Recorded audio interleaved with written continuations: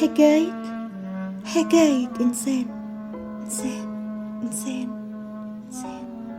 ومرت الأيام ومعها كبر إنسان، حتى صادفه الحب في يوم من الأيام. ويا للعجب، لم تكن حبيبته سوى الصراحة.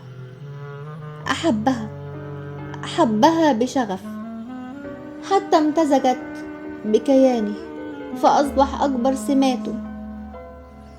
ولكن في ظل هذا الزمان ومع الصراحة أصبح يعاني إنسان، ولم يعد لديه خيار سوى الهجر قبل الانهيار. ومر الزمان ونسي الصراحة إنسان، وكان للمجاملة الدور الكبير على طريق داويني بالتي كانت هي الداء.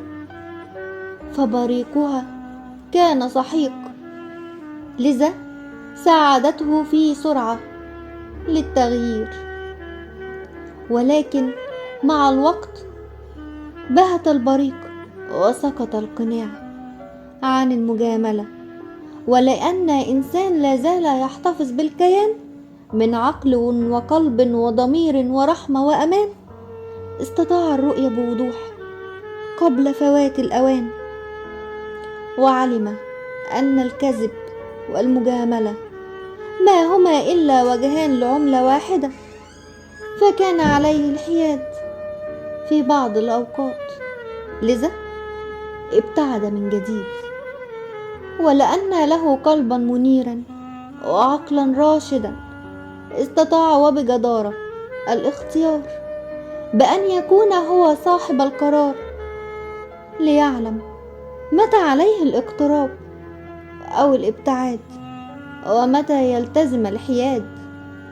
فبالتأكيد في الحياة دائما سيحتاج للصراحة والمجاملة، ولكن بمقدور الملح للطعام هنا سيكون الاختبار. ولأن ما مر به ليس بقليل، لم يعد إنسان كما كان، فقد فطن لما أصبح عليه الآن من تمهل وحنكة في تقديره للأمور. فقد مر بالكثير، اكتسب وفقد، تشتت واتحد، ولكنه عاد من جديد، عاد بذاته سعيد. فقد عاد إنسان له عقل وشعور وكيان، يحمل بداخله الاتزان. وهذا يكفيه الآن ليشعر بالأمان، إنه يملك القرار سواء خطأ أو صواب. فالتجربة ستقوده، وفي النهاية لما عليه أن يختار. حتى وإن كان أخطأ فهو بالنهاية مجرد إنسان، ولكن عليه دائما ألا ينسى كونه إنسان له كيان، حتى يحافظ بداخله دائما على الاتزان. وهنا ستنتهي حكاية إنسان.